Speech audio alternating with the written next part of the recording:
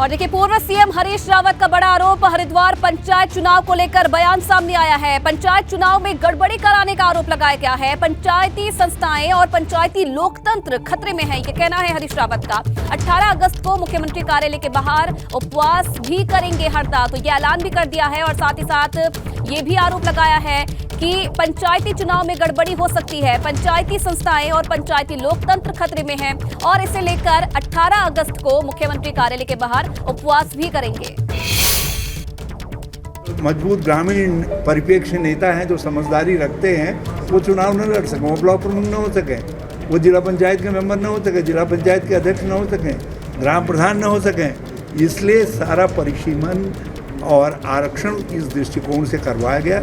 ये एक गिरोह ने गिरोहबद्ध तरीके से किया है। यहाँ की जो पंचायती संस्थाएं हैं, जिनमें इंस्टीट्यूशन और जिलाधिकारी भी है, इन सब का अपहरण कर लिया गया है, इस गिरोह के कब्जे में है। और इससे हरिद्वार के अंदर जो पंचायती लोकतंत्र है और पंचायती संस्थाएं हैं, वो सब खतरे में है।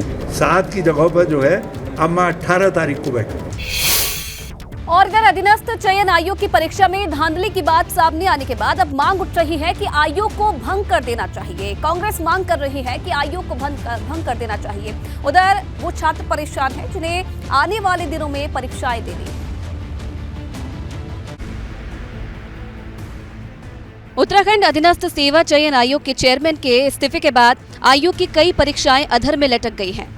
आने वाले समय में 7 भर्ती परीक्षाएं आयोजित होनी थी, मगर आयोग के चेयरमैन के इस्तीफे के बाद अब छात्र परेशान हैं।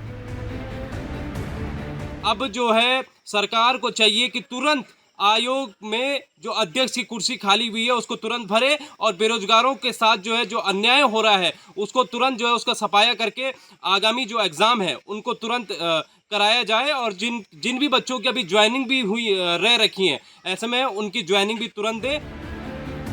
2014 में कांग्रेस सरकार के दौरान आयोग का गठन हुआ। आयोग की परीक्षाएं वैसे तो गठन के साथ ही विवादों में रही हैं। आयोग ने अब तक 88 परीक्षाएं कराई हैं और 8 साल के कार्यकाल में आयोग के 2 अध्यक्ष रहे हैं, मगर उनका कार्यकाल पूरा होने से पहले ही दोनों अध्यक्ष इस्तीफा दे चुके हैं। मगर सवाल ये है कि ऐसा हो क्यों रहा है? इसका जवाब भी एस राजू ने ही दिया है। एस राजू ने साफ कहा है कि उनके ऊपर राजनीतिक नेताओं का दबाव रहा। तो लोग बोलते हैं बहुत सारा लोग, लेकिन मैंने किसी को माना नहीं है। अभी मैं चैलेंज करता, किसी आदमी मुझे दिखा दें कि किसी नेता का आदमी को कुछ हो गया है, अभी तक तो हुआ नहीं है। मैं कभी नहीं मानता था। वो भी एक कारण हो सकता है, मेरे खिलाफ बहुत सारा नेता लोग परेशान थे। ये भी एक वजह हो सकती है बिकॉज कमीशन में कुछ चल नहीं पा रहा था उन लोगों का, कि हम लोग एक भी बात सुना नहीं है कि भाई इसमें कुछ मेरा आदमी फिट कर दो। वो तो या तो चूँकि वो सरकारी नौकरी प्राइम नौकरी है, इसलिए नेता लोग सिफारिश तो करते हैं इसका, लेकिन मैं किसी को माना नहीं है इसका। उधर कांग्रेस मांग कर रही है कि आयोग को अब भंग कर देना चाहिए। आयोग को तो वैसे भंग कर देना चाहिए, इस आयोग को तो कम से कम भंग कर देना चाहिए, क्योंकि ये आयोग जो भी अब नौकरी कराएगा उसमें कहीं न कहीं एक प्रश्न चिन्ह खड़ा हो जाएगा। जो व्यक्ति नहीं निकलेगा उसके मन में ये सवाल जरूर खड़ा होगा कि इसमें कुछ गोलमाल हो रखा है।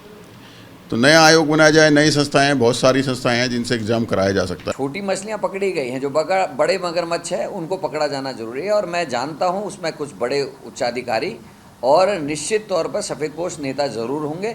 इसमें वो भी होंगे जिनके कोचिंग सेंटर्स इन्वॉल्व रहते हैं, क्योंकि ये बिना क्योंकि जो नौजवान या नवयुवतियाँ एग्ज़ाम देती हैं उनकी किसी से ऐसी जान पहचान नहीं होती।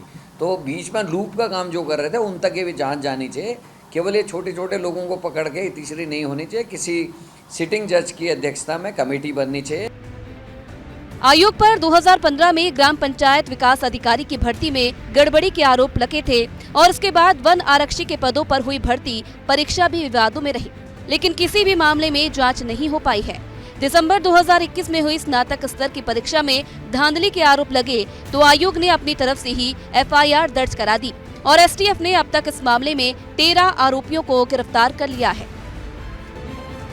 ऐसे में वो युवा टेंशन में हैं कि आने वाली परीक्षाओं का क्या होगा और जो परीक्षाएं हो चुकी हैं उनका परीक्षा फल कब तक आ पाएगा। वहीं दूसरी तरफ विपक्ष ने भी गंभीर सवाल खड़े कर दिए हैं और आयोग को भंग करने की मांग उठा दी है। विपक्ष का साफ कहना है कि आयोग में यदि इस तरह के काम होंगे तो फिर युवाओं का भरोसा ऐसे आयोगों से उड़ जाएगा, इसलिए आयोग को भंग कर देना चाहिए। देहरादून से अपने सहयोगी क्रिस्टोफर लॉरेंस के साथ पंकज राणा, एबीपी गंगा।